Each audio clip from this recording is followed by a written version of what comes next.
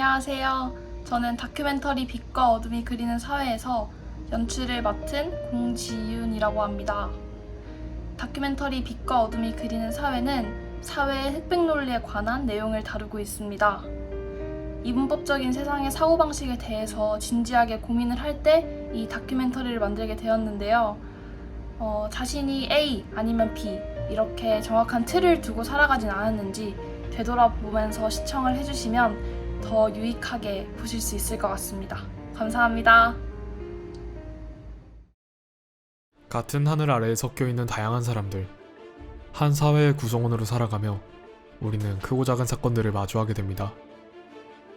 그렇게 직면하는 모든 일들에 그 많은 사람들이 모두 같은 곳을 바라보진 않는 법. 우리는 서로 다른 생각들로 마주보기도 등을 돌리기도 합니다. 그 결과가 분열일지라도 마치 빛과 그림자처럼.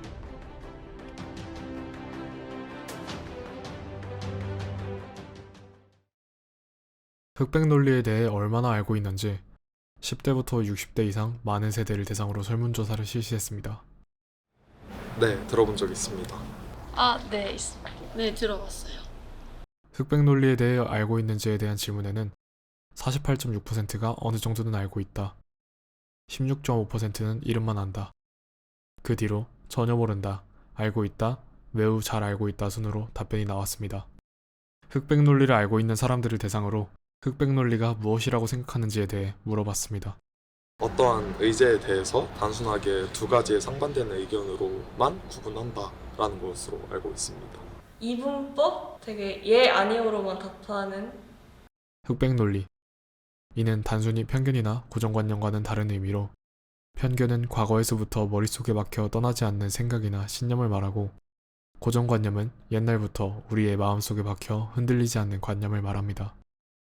흑백 논리란 이러한 편견과 고정관념의 심화로 나와 뜻이 같지 않다면 반대되는 의견들을 모두 적으로 생각하는 사고 형태라고 분류할 수 있습니다.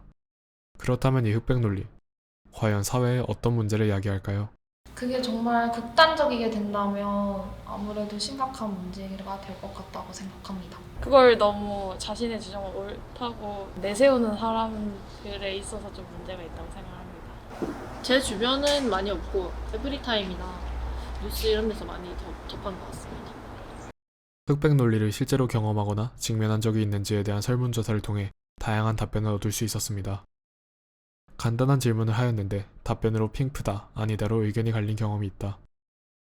인터넷상에서 정치나 이념, 성별 등 다양한 주제로 흑백 논리가 이루어진다. 정치나 종교에서 자신이 믿는 쪽만 옳다고 주장하는 사람들이 인터넷에 많다. 흑백 논리에 대한 대표적인 사례로는 일본 불매운동을 꼽을 수 있습니다. 노 재팬, 가지 않습니다, 사지 않습니다라는 포스터까지 만들어낸 불매운동. 일본 여행이나 일본어 사용뿐만 아니라 우리나라에 들어와 사업을 이어가던 일본 브랜드를 구매하는 것에 대한 경계가 이어졌습니다. 실제로 자체 조사한 결과 불매운동을 기억하냐는 질문에 설문에 참여한 109명 중 단 1명을 제외하고는 모두 기억한다고 답변했을 만큼 당시 전국적으로 파급력이 상당히 컸습니다. 사람들은 불매운동과 흑백 논리의 관계성을 인지하고 있을까요? 간단하게만 알고 있습니다.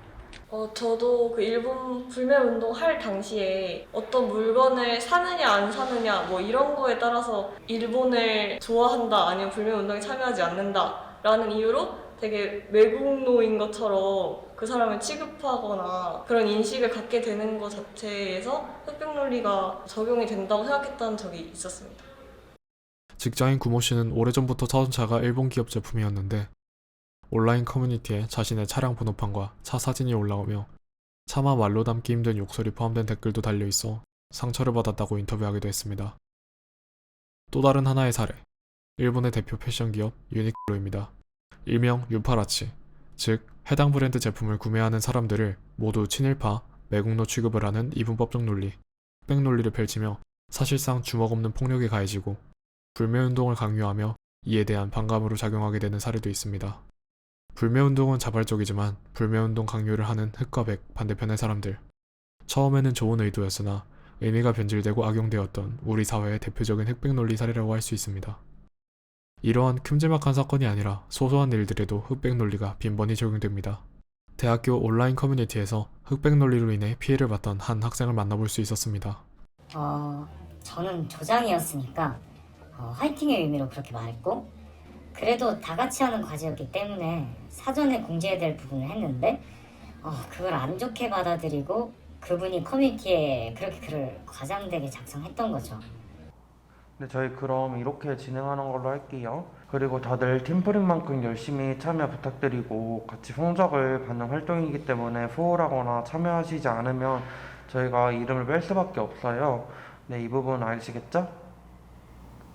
네, 그러면 여튼 여러분 열심히 합시다.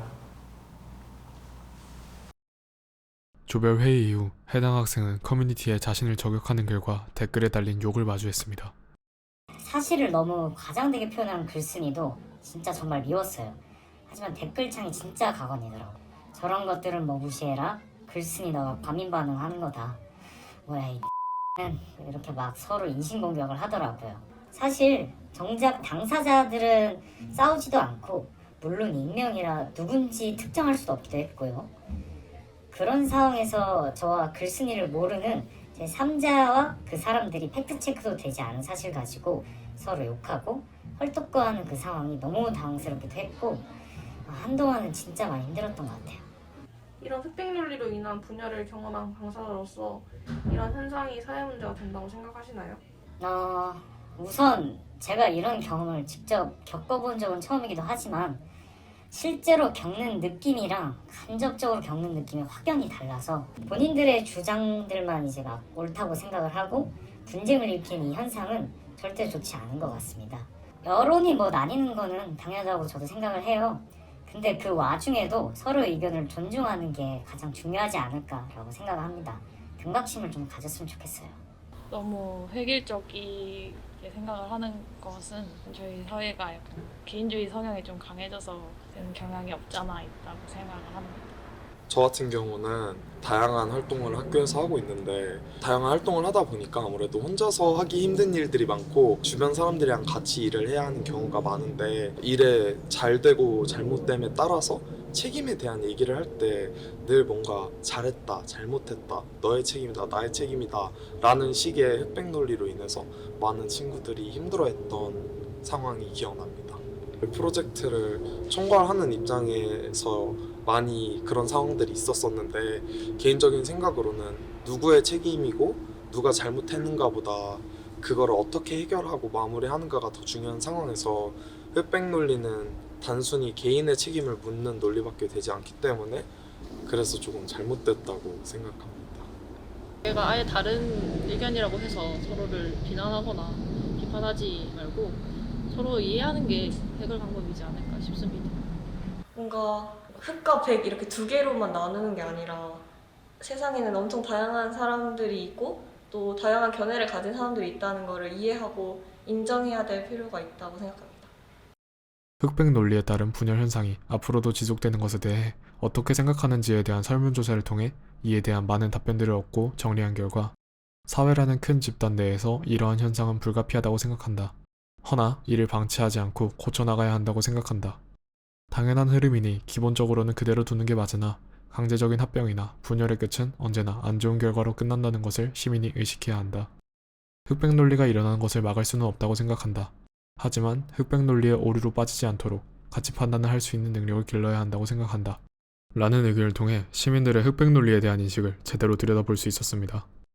자기와 타인에 대한 지각 중에서 가장 문제가 되는 이제 방어 기제가 뭐냐면 이 분열이라는 거예요. 스플리팅이라는 건데, 이게 뭐냐면 모든 것을 흑과 백으로 나눠버리는 거예요. 그러면 이거는 뭐냐면 분열 기제라고 할 수 있어요. 이 사람과의 관계 속에서 이 지각의 다양한 측면, 다양한 어떤 과정, 특성 이런 것들을 이해하지 않으면 우리는 흑 아니면 백이 되거든요. 자, 100점짜리와 0점짜리가 있는데, 여러분 100점도 실은 환상이고요, 0점도 환상이에요. 100점도 없고 0점도 없어요. 대부분은 그 언저리 어디쯤이죠. 다양한 측면으로 이해를 하면 내가 이 세상을 살아가고 사람들과 견디기가 굉장히 더 원활해지고 깊이가 있어져요. 창밖의 동물들은 돼지에게서 인간으로, 인간에게서 돼지로, 다시 돼지에게서 인간으로 번갈아 시선을 옮겼다. 그러나 누가 돼지고 누가 인간인지, 어느 것이 어느 것인지 이미 분간할 수 없었다. 각자만이 개성이 넘치는 시대, 약 5천만 인구가 살고 있는 이곳에서 서로 간의 배려와 존중은 선택이 아닌 필수입니다. 사회와 집단으로 구분되던 기성세대에서 점차 개인화, 세부화가 강해지는 2030 세대들이 점차 사회적 영향력을 키우고 있습니다. 의견의 차이가 생기는 것은 국가 발전에 아주 중요하고 당연한 흐름입니다. 다름을 인정하고 각각의 장단점이 있다는 것을 인지하여 더 나은 세상, 용화된 세상으로 나아가기 위해 노력해야 할 것입니다. 건강한 사회를 위해 앞으로 흑백 논리의 오류를 방치하지 않는 시민의식을 가지겠다고 약속하겠습니다.